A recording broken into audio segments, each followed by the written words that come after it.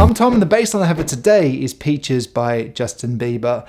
It's a pretty straightforward bass line, but there are a few tricks to it. So after I do the playthrough, I'll do a quick tutorial on some things to kind of keep in mind when you're playing through it. I have two bass lines today. I have a chorus bass line and a verse bass line. The chorus bass line is the part which has the lyric, I get my peaches, etc., etc. And the verse bass line is pretty much everything else.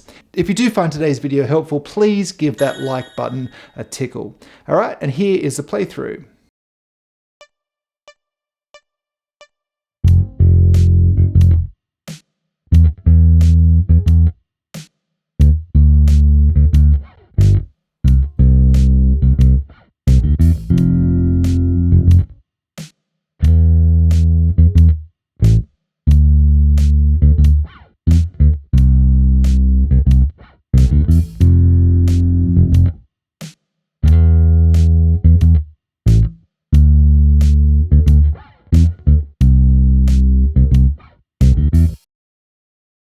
There are three main things to keep in mind when you're playing this bass line. Now, the first thing to keep in mind when you're playing the bass line is to keeping the note lengths right. So in the chorus section, those notes are running nice and smoothly all the way through. So for example here, you want that note to run nice and evenly all the way through that section.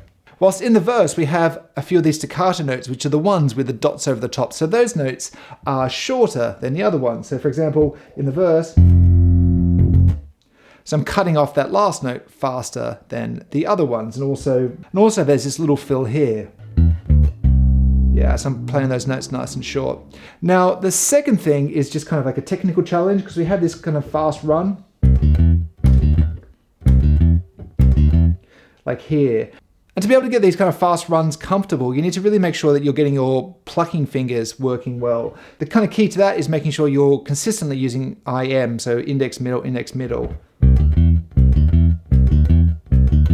So I'm preparing myself, so even at the start of that, I'm kind of getting my fingers in that position. So when they're good to go, it's like, so those fingers are moving nice and smoothly. And the third thing, which is difficult, is we have this kind of octave here,